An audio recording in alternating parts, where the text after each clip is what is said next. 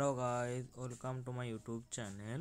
আজকের ভিডিওতে আপনাদেরকে দেখাবো পেটিএম এর জন্য খারাপ খবর দিল আরবিআই। 29শে ফেব্রুয়ারির পর আর এইসব কাজ চলবে না।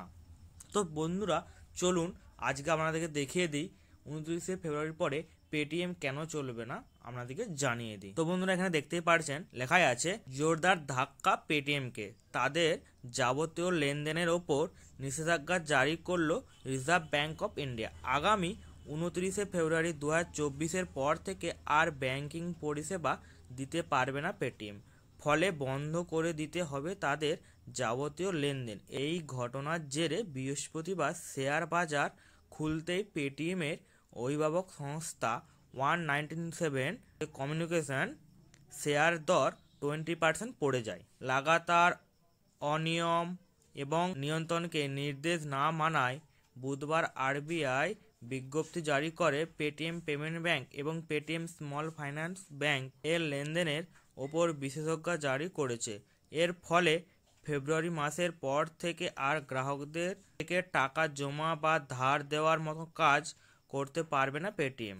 উল্লেখ, গুগল পে, ফোনপের মতো ইউপিআই পরিষেবার পাশাপাশি পেটিএম একটি স্মল ফাইন্যান্সিয়াল ব্যাংকও বটে, ফলে গ্রাহকদের থেকে আমানত সংগ্রহ বা ঋণ দেওয়ার কাজ এই বিশেষজ্ঞার ফলে এই বিষয়টি সম্পূর্ণভাবে বন্ধ হয়ে যাবে।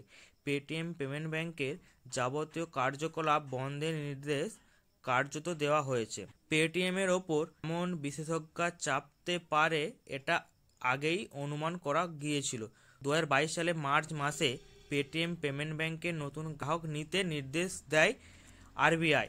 তখন আশঙ্কা দেখা দেয় যে কোনো সময় লেনদেন বন্ধের নির্দেশিকা আসতে পারে। অবশেষে 2 বছরের মাথায় সেই আশঙ্কা বাস্তবায়িত হলো। রিজার্ভ ব্যাংক এই নির্দেশের ফলে পেটিএম ওয়ালেট, ফাস্ট্যাগ ওয়ালেট বা অ্যাকাউন্টে আমানত নেওয়া অথবা ক্রেডিট সুবিধা সম্পূর্ণ বন্ধ হয়ে যাবে।